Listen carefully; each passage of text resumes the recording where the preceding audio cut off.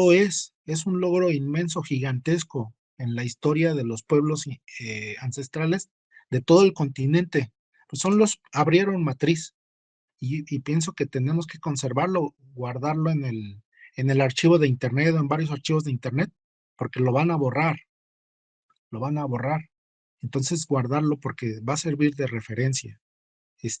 Y no tanto o sea, son las bases, se sentaron las bases. Es como la Constitución mexicana, dicen que es la mejor del mundo, pero no se aplica. Entonces, pues ya son las bases, pero ya nos toca a nosotros tomar la estafeta para el siguiente escalón. ¿Es cuánto? Sí, con eso último que has mencionado le has dado, o sea, al clavo, Adrián, cuando indicas, y acá bien hay que dar la aclaración, ¿no? Que durante los 20 años de lo que fue el proceso, vamos a llamarlo, del Estado plurinacional, la dirigencia, los que estaban a la cabeza, es que no creyeron en las potencialidades del pueblo. No es que el pueblo no estaba en condiciones de comenzar a desarrollar este tipo de, vamos a llamarlo, proceso descolonizador. Muchas veces entonces quien no cree en su pueblo, no cree en las capacidades, fuerzas y tiene fe en su pueblo como tal, bueno, acaba como estamos acabando ahora, que no significa una derrota definitiva como tal, porque el pueblo sigue ahí. Otra cosa es que necesita estos ciclos de reconstitución para volver, para ver incluso en qué, cuáles eran las fallas, cuáles vamos a llamarlo los nexos para poder apostar a una nueva reconstitución como tal. Eso por un lado. Por el otro, acá hay dos ejemplos que quizás serían bastante llamativos y que sucedieron durante, uno es histórico y el otro sucedió durante estos años. Durante el conflicto del Tifnis había ciertas voces de lo que eran, diríamos, el ala más procapitalista del movimiento, vamos a llamarlo gubernamental, en el que se decía que, bueno, esos que no quieren carretera, esos que todavía andan por ahí en taparrabos en la parte de lo que es norte de Cochabamba, entrando a lo que es el departamento de Beni, pues en últimas la frase era esos salvajes que se civilicen y que de una vez decidan que con esa carretera van a tener ya progreso. A esa altura se ha llegado, es decir, de incluso decir ya nosotros somos los nuevos superiores y ellos tienen la culpa de que nuestro país esté como esté, por un lado. Por el otro, el ejemplo histórico siempre se ha visto en esta mutación de lo que ha sido la mita y luego el proceso de proletarización del indígena convertido en minero y que cuando ya se hace clase proletaria minera en tiempos de la República, comienza a sentirse superior frente a aquello que es lo indígenamente propio. Para decir ya son clase proletaria, ya no son solamente la chusma indígena de tal, que ellos deberían verse más abajito, que incluso con las tesis marxistas ortodoxas, pues justifican que sí. En últimas, quien debe llevar el proceso revolucionario adelante en este país debe ser el proletariado minero. Y los indígenas, los indios, ya que estén por detrás ahí como carne de cañón, pero ellos no tienen mucho que ofrecer, puesto que pertenecen a modos de producción anteriormente superados por el otro modo de producción capitalista. Para que vean que, digamos, dentro de la propia constitucionalidad del trabajo plurinacional hay bastantes aristas que no se han acabado de desarrollar como tal, que incluso niegan las potencialidades de lo que podría ser el mundo pueblo como indígena. Y nos quedaríamos con las grandes preguntas que desde luego ahora no las vamos ni queriendo a resolver, pero que quedan para la agenda, para una agenda de investigación de largo aliento para quien quiera todavía trabajar y se anime de verdad a comprometerse con este tipo de causas. ¿Qué es ser indígena como tal? ¿Qué significa volver a esto de lo nuestro? ¿Significa volver al pasado como tal o si hay otro sentido de trascendencia que no tenga que ver solamente con una rigurosidad atemporal? Y por el otro lado, la pregunta contraste, ¿qué es ser mestizo como tal? Y eso en qué ámbitos puede ser válido o qué límites tiene en su validación como afirmación de un mundo plurinacional como tal. Los dejamos como pregunta. Entonces, vamos siguiendo. Sí, la palabra para Juan Manuel. Adelante.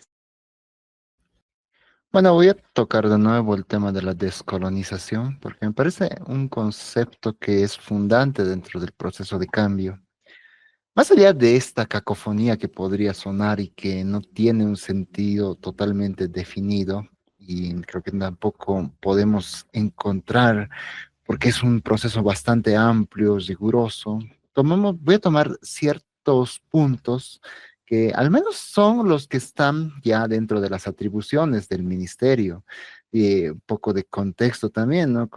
En 2020, este es un ministerio que termina siendo dado de baja en el gobierno de Áñez. Creo que es un debate que en su época genera esta tensión constante, ya que en ese momento, si no me equivoco, era un viceministerio, que cuando regresa el MAS con Arce, terminan fusionando y convirtiendo el Ministerio de Culturas, descolonización y despatriarcalización.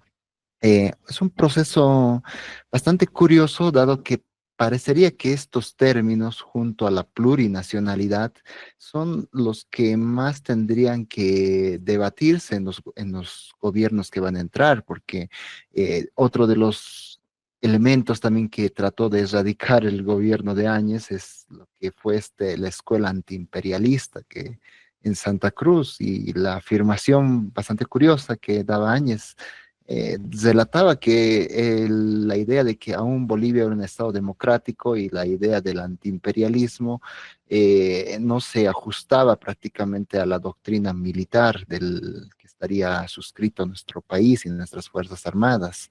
Entonces son conceptos que van a ir poniéndose en debate y en constante pugna en el gobierno que entre, ya que estos términos creo que terminan evolucionando más allá de ser un simple referente, una simple palabra que tal vez podrá tener un significado bastante difuso, pero al menos en el inconsciente colectivo termina calando bastante profundo.